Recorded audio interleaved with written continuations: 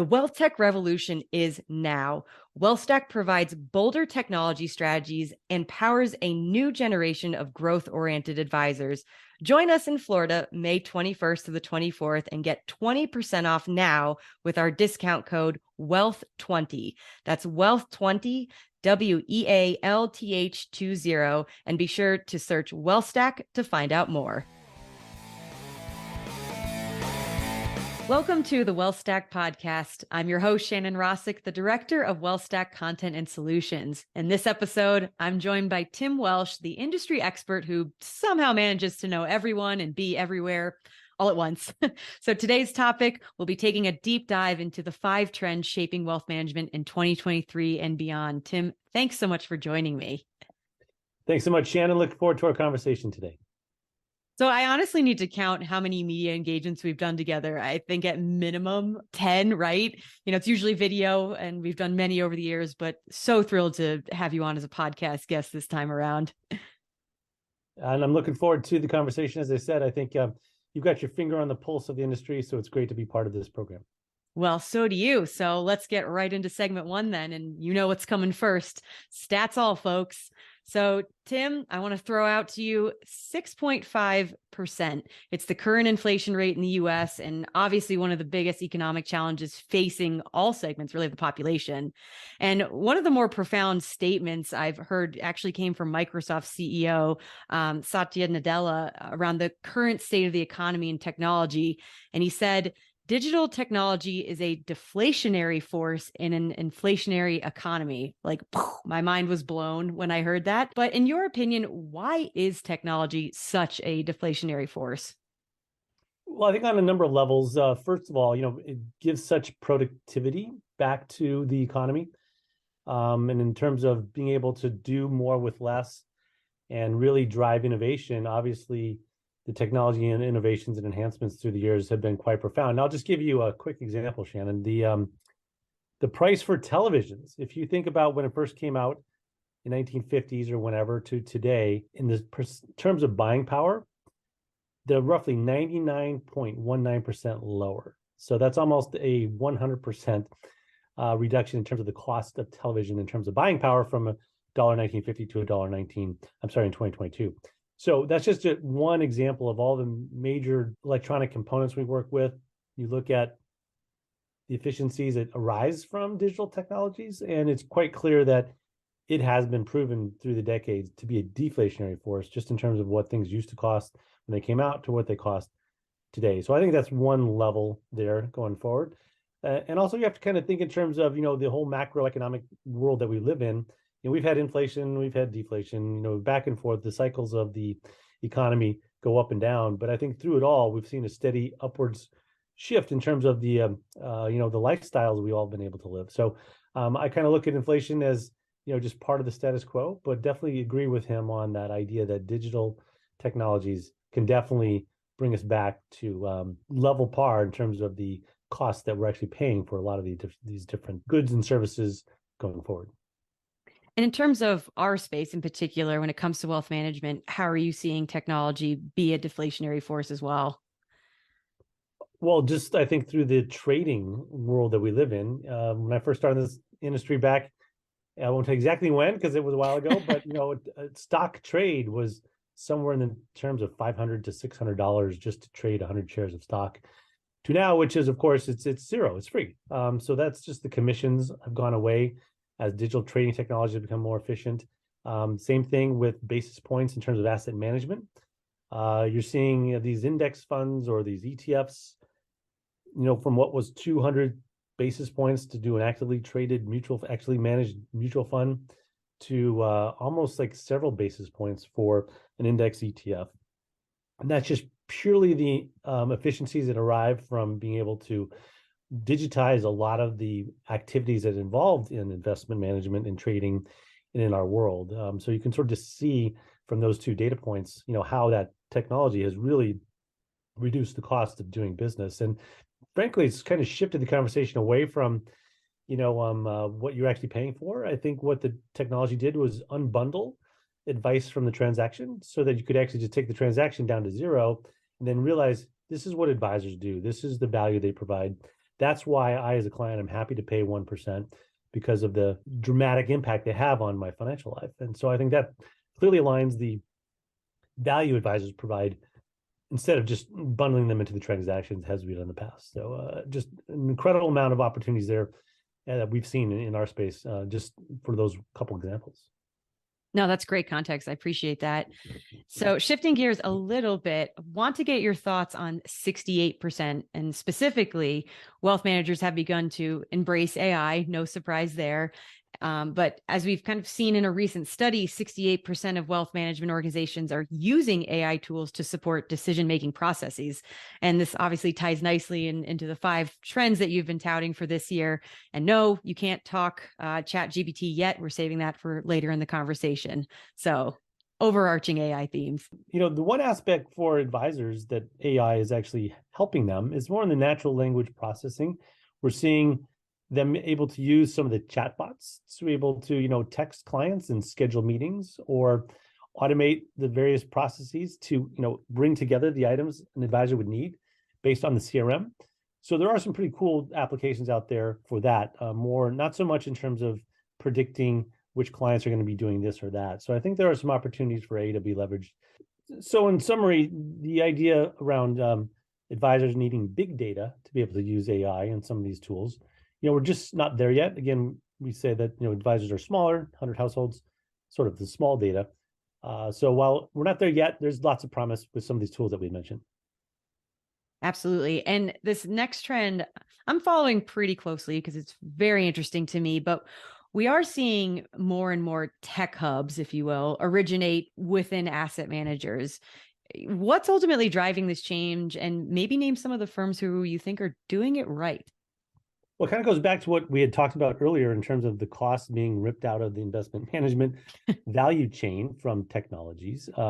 We've seen a lot of the distribution of asset management products and services being replicated by the technology pipes of some of the platforms out there. So I think the asset managers have been studying that and realizing, instead of the technology disintermediating us, why don't we originate our own technology and go direct to the advisor ourselves? So that is absolutely a trend. We're seeing it loud and clear. We actually created a new category, as you know, in the Wealthies this year for that specific approach because we know it's coming and is much more prevalent than before. So one firm that comes to mind is Jeremy Grantham's GMO Asset Management. They've launched a new product called NEBO, Needs-Based Optimization. And what that does is it bridges the gap between the financial plan and the portfolio construction. So they've got some amazing analytics and algorithm approach, a little behavioral finance sprinkled on top to make it a really compelling way to integrate what advisors do from a workflow point of view, from taking the financial planning recommendations and then making that into the actual portfolio itself. So that I think is one example of a great application there. Others are focused around decumulation. So we know that the baby boomers have all piled up all their money through the years. And now it comes time when they retire to actually spend it down. But how do you do that really has big implications on what that portfolio should look like. So the asset managers have great insights into this, and they've been doing this forever, and they are now bringing some of these platforms to market. So I think that's a very big trend. It's going to just get started these days based on how they're looking at the marketplace. And I think you'll see a lot more of that coming down the pike.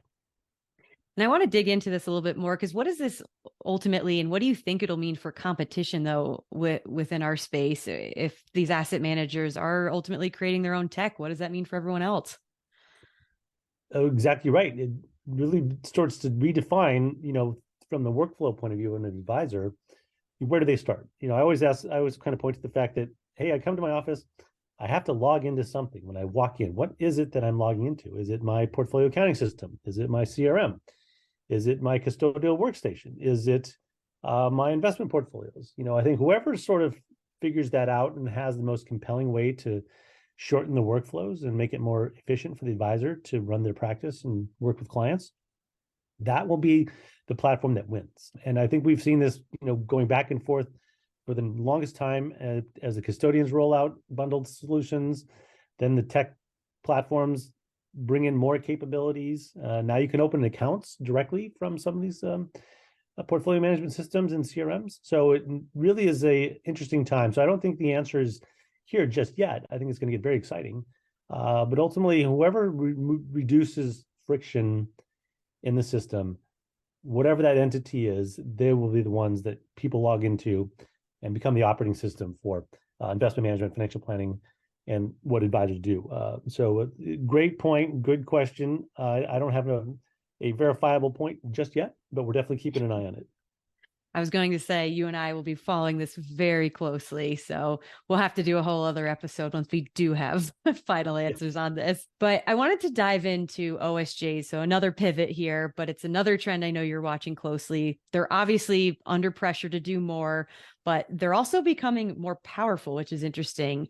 And today, however, really to remain relevant and competitive in an ever expanding ecosystem of quote unquote, I'd say supported independence, OSJs offer far more than just supervision and oversight.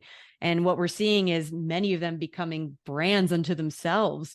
So in your opinion, what are you seeing in terms of them, how they're becoming more powerful, and what are the advantages and value adds of joining an OSJ or super OSJ? Yeah, tremendous developments here. And I kind of go back to the old Econ 101, the old supply chain, manufacturing and distribution. If you think about the broker-dealer world, they've always been great at bringing in products and services, creating platforms for advisors to tap into. But through the years, as that business model has become much more competitive and the spreads have shrunk, now the costs of servicing advisors, supporting them, giving them tools and practice management, all those wonderful things they need to do better as a business, these broker-dealers have been pushing them down into regional hubs, all along range, like you said, around the OSJ, the Office of Supervisory Jurisdiction, which sounds kind of like a formal term, but really what it is, it's just a node on the grid. It's a distribution point.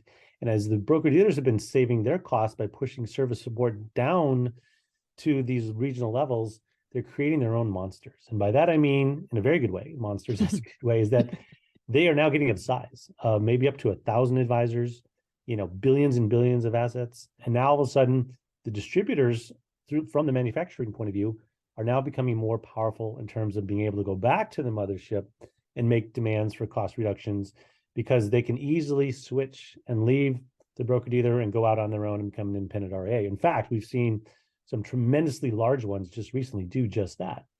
Sort of like the Coca-Cola bottlers or the Budweiser distributors, they get into these battles between manufacturing and distribution, and typically the distribution has more power than manufacturing because the manufacturers are creating the commodities, whereas the value add lies in that distribution. So based on your question and your premise there, absolutely, the OSJs will become more powerful as they grow and as they become their own entities, as you mentioned, their own brands. They can do so much more and grow. And in fact, a lot of them are building their own tech stacks, so they're not even relying on the broker-dealer for their tech stacks. We call it this advisor support platform. And that really has a big impact on, as an advisor, whether I affiliate with the big brand of the mothership or, this regional version of it too. In fact, they've got more tools and resources and support. I might as well just join the local level. So that creates a very new dynamic between the broker dealers and their offices. So definitely keeping an eye on that. I think that definitely, again, goes back to our technology story, where it makes it easier, take friction out of the system, and you can do it at the local level.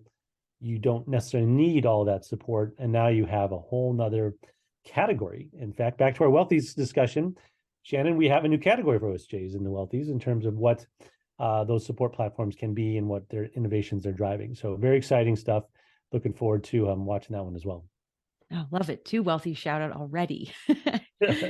But that's interesting point you make, especially around OSJs building out their own tech stacks. And it goes back to a similar question I had. What does that mean for broker dealers then in terms of competition? And, what can they do to differentiate themselves if they want to continue to be players?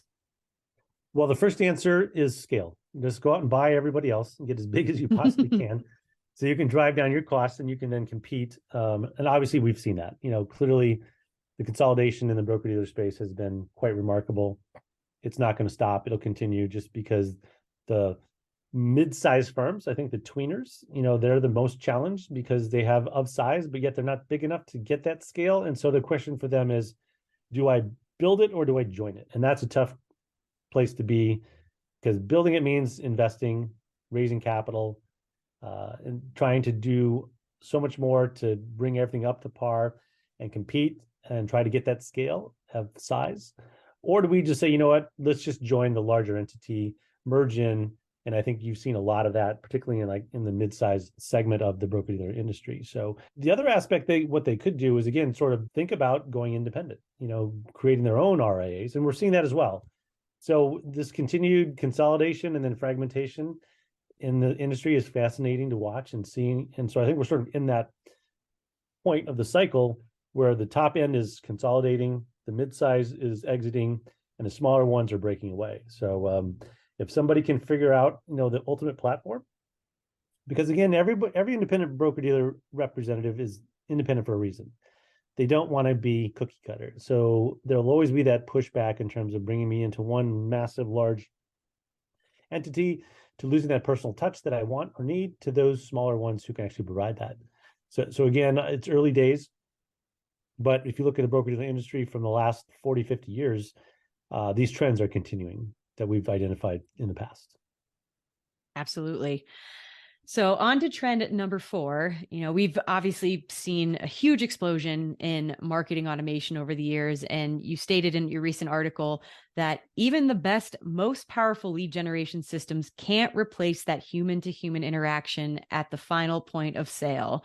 And there's been a massive effort in our industry to replicate this human element of the advisor and the client experience in a digital way. But it obviously seems like we have a ways to go still, right?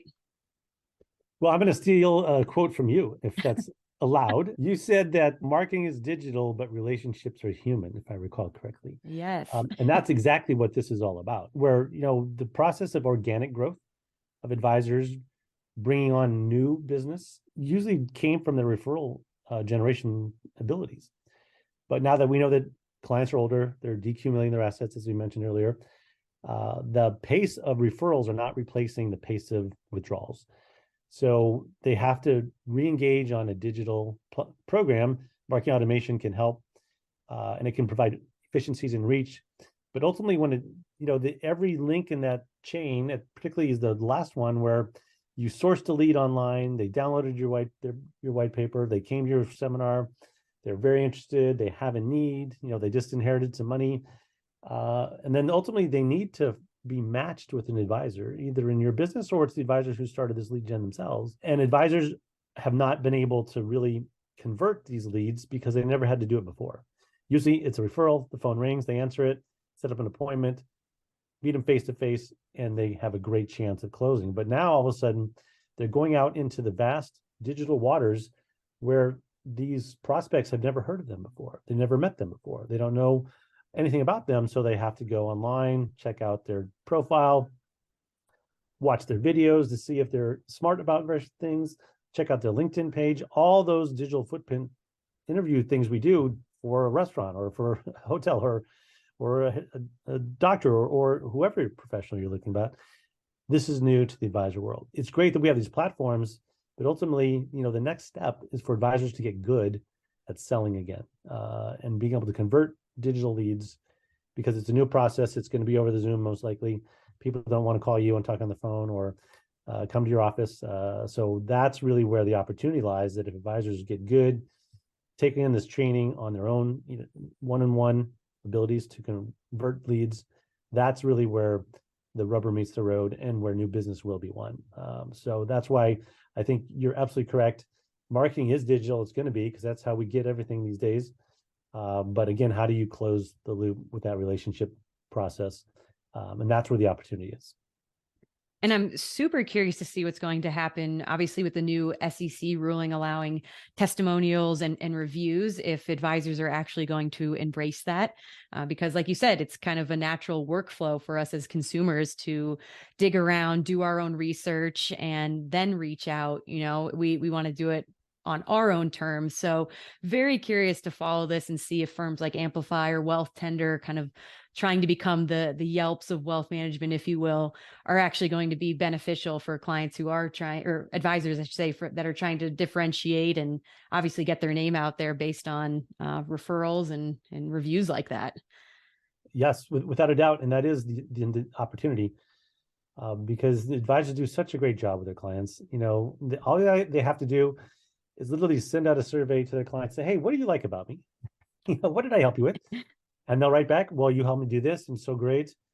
And all of a sudden now you have a testimonial. And those are now legal to use in our industry, whereas they weren't before. I mean, every other industry has been able to use these except for financial services, but now the SEC has modernized their approach. And of course, there's disclosures, and you want to check with the compliance attorneys and so forth. But you can use those, and all of a sudden you have great, social proof that the advisor is doing a great job with clients. And if you read that and you're searching and you come across that, all of a sudden the trust is being built online. Whereas in the past, advisors weren't allowed to use those type of communications. So absolutely, the best, most forward-looking advisors are digging deep into this and how they can do it. And I think you're right, the Yelp for advisors has not been written yet, but it will be soon. And so that's again, sort of like the Uber drivers. If you ever go to the Guardia Airport and there's big signs that say, do not accept rides from these people, and they show a photo of them. Guess what? Now with Uber, you are getting in rides with that person because they are now being vetted by Uber and the platforms. And all of a sudden you have trust where you've never even seen this person, but it came from this digital platform. You're happy to get into their car and let them drive you around or stay in their homes. I mean, it's quite remarkable how we've come so fast, so far to, we're dealing with strangers, but yet the platforms create the trust and the social proof that you're happy to do that. Exactly. And so to wrap this all up, this is number 5 of the trends. And honestly, this could be a whole separate episode. I mean, these all could, but you and I have talked about this before around tech paralysis analysis. But it should be much easier now for advisors as our industry really strives to solve integration challenges and work towards an integrated digital ecosystem. A lot of big words in there. So can you explain what that actually means and what are the benefits? Yeah, and all you have to do is just pull out your phone and look at it. I'll tell you everything you need to know. Because if you think about what that phone is doing, the operating system is allowing you to customize your experience. Whatever you want on there, and you just go to the app stores, you touch your finger on it, bring it down, and guess what? It works with everything. There's no integrations, there's no APIs, or maybe there are, who knows, but it just works. And it's all been created because the vendors are coding themselves into that ecosystem. And so what is meant by an integrated digital ecosystem that you control is that you create your own environment. There are platforms out there like Invent that can do this. And all of a sudden you can customize the experience you want based on the role that the person plays, whether it's an advisor or back office person or compliance. They can tailor their experience, but then let the vendors code to their operating system that they've created themselves. So it's kind of a very future state of how the integration challenge will be overcome. Because right now what we're doing is integrating here, API there. Everyone's got different data standards. Now advisors are creating their own data lakes and data warehouses and trying to cleanse it. And then all of a sudden, oh, now my data works. I can shove it through all my systems. That's just so overhead intensive. And why would everyone want to create their own ecosystem when there are platforms that can do this for you? So that's sort of what is meant. That's the vision. We're starting to see it happen in real time now. And that's sort of a different way of thinking. If you are looking to spin up your own tech stack as an advisor, you don't think like that. You think, oh, I just need a CRM. Oh, I need a planning tool. Oh, I need to do some reporting. Oh, there's some rebalancing and some risk tolerance stuff. And oh yeah, I've got 9 custodians. Wow, you've got a big pile of stuff that's not integrated, it's not cohesive. So that's the wrong way to build a tech stack. The new way going forward will be to have the ability to take advantage of an ecosystem that's already built for you, just like the iPhone or the Galaxy or the Nexus or whatever phone you got, and the Google Play or the App Store, bring all this stuff. It all just works. That's what we meant there. So that is going to be the future of tech integration. And it's early days, but definitely we will see that in the near future. And we were debating, best of breed or all in one. Is that going to be the death of those and the death of that conversation then, if we're able to pull this off in our industry? No, because if you have your own ecosystem, then you can bring in best of breed of whatever you want. I think everyone's so frustrated with the integration challenges of having to swivel from one screen to another to, do a workflow, that the all-in-one vision may be better. So I don't have 7 systems I'm supporting. I have one, but of course I'm making trade-offs, and advisors like things like the way they want them. And we've seen so many attempts at the integrated tech stack that comes from a custodian or broker dealer, that none of those have really gained traction, because what I've seen is that advisors will unbundle your bundle every day of the week because they want it the way they Unbundle want your it, bundle. and that's a challenge if it is hard coded and brought all together. But ultimately, the vision is to have that one experience that you log into, and everything is there for you. So you can have best in breed in one. So it's kind of a hybrid approach. But again, I think the ability for the tech vendor community to innovate quickly and nimbly do it, we'll get there sooner than we think. Well, that is encouraging to hear. Well, actually, now we need to move on to segment 2 of the episode. So you know what's coming now. It's Ask Us Anything, where we've gone out to the social universe and asked them to submit questions they want answered by you, Tim. So we obviously have to give the people what they want. And we did have a question around direct indexing. And this user said, I'd love to hear Tim's thoughts on the trajectory and adoption of direct indexing among mid-size RIAs in 2023 and beyond. You're in the hot seat. I think it will definitely escalate exponentially. And the reason I say that is that what we're really talking about is personalization at scale. I want what I want. I know I got this index 500 ETF or whatever it is, or mutual fund, but you know what? I don't like all these different things that come with it, such as, the typical ESG factors, or, they're not supporting in an egalitarian environment, or societal issues. So give me something I can use that will work and tailor to my expectations and what I want. And historically, that's been done through these massive platforms, minimum account sizes of $5 million.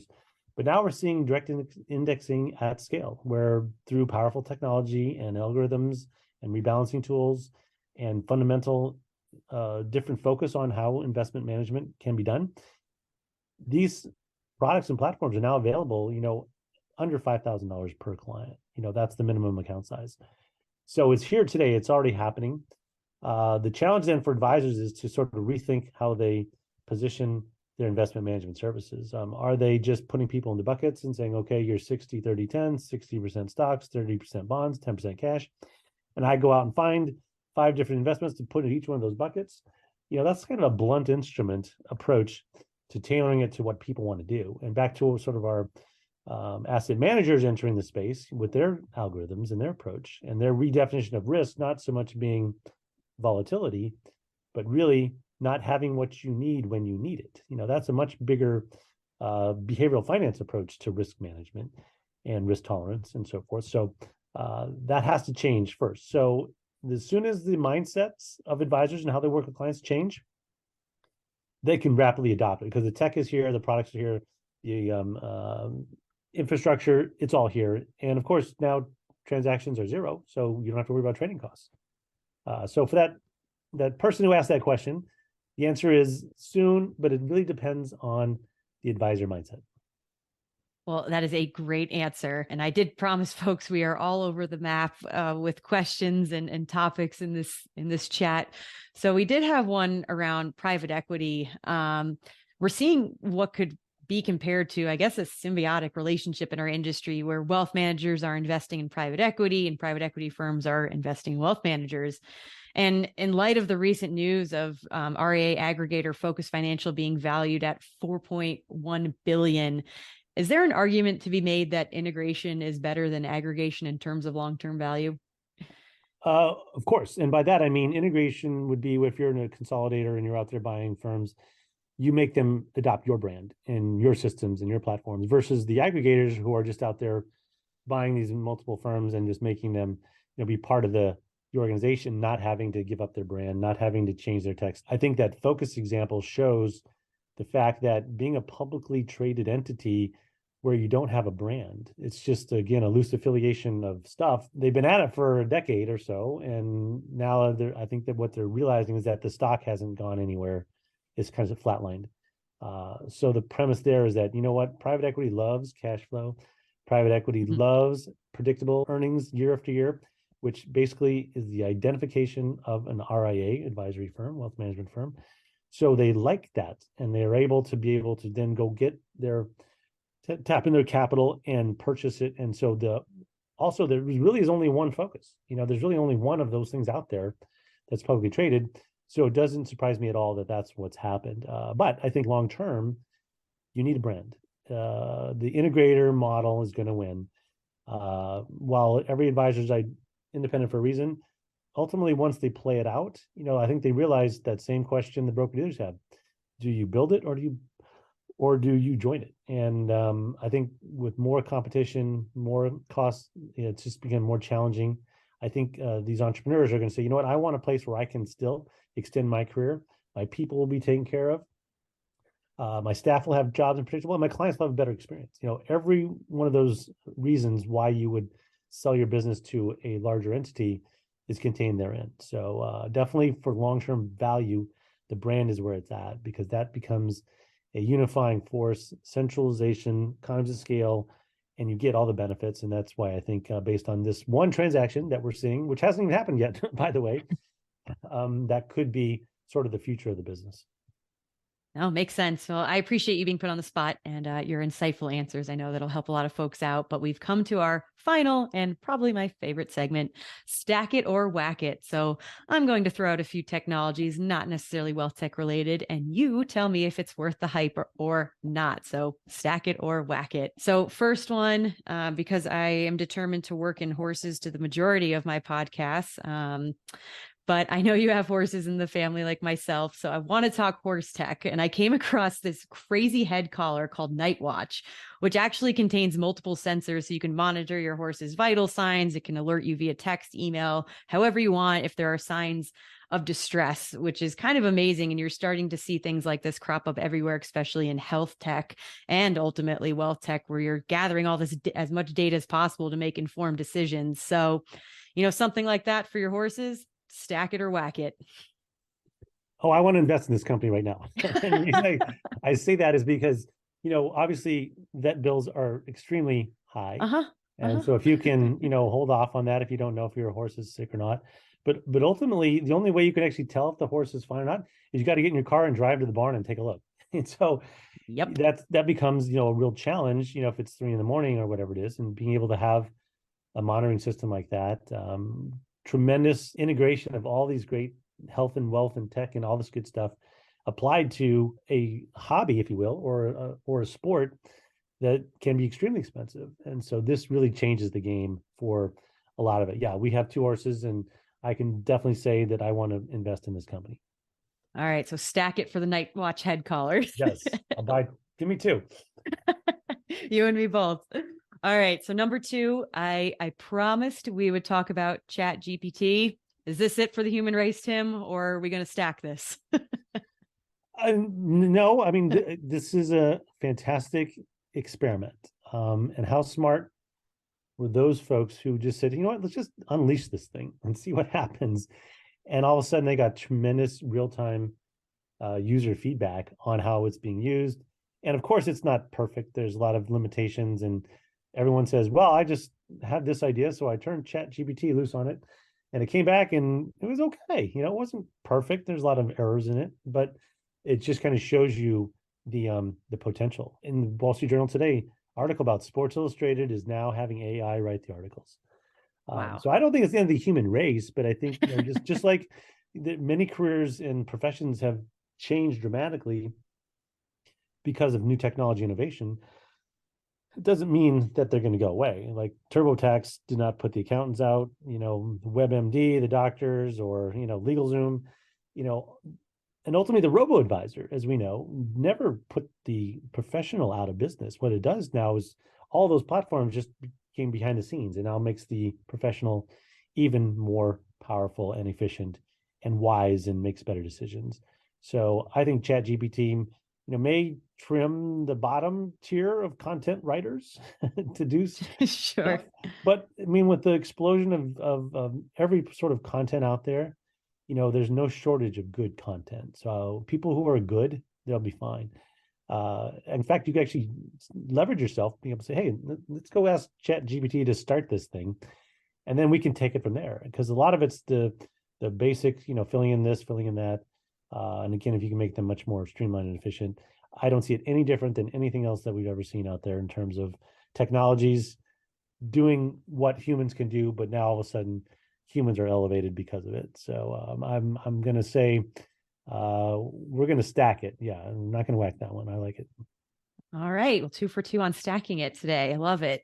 Our conversations never disappoint him. So thank you for humoring me on this. And feel free to tell listeners where they can find out more about where you'll be next, what you're working on, and more about Nexus Strategy. Yes, thanks so much, Shannon. Great program. You're doing a huge service to the industry, bringing this all together. So congrats Thank you. that. Nexus Strategy is online, nexus-strategy.com. Got my Twitter feed at Nexus Strategy. All my articles are up there. You can click on them and learn more. And definitely a conference goer. So go take a look at all the conferences coming up. Looking forward to WealthStack for sure. And of course, our industry awards program, the Wealthies, where we recognize a lot of these programs we just talked about. That's in September, so you'll find me there. Fantastic. Thank you, Tim. And if you're looking to stay ahead of the technology status quo, don't miss our WealthStack event, part of Wealth Management Edge, May 21st through 24th in Hollywood, Florida. Tim will be there, so you don't want to miss him at that. And be sure to follow us on LinkedIn and Twitter. Thank you all for listening and have a great day. The WealthTech revolution is now. WealthStack provides bolder technology strategies and powers a new generation of growth-oriented advisors. Join us in Florida, May 21st to the 24th, and get 20% off now with our discount code WEALTH20. That's WEALTH20, WEALTH20, and be sure to search WealthStack to find out more.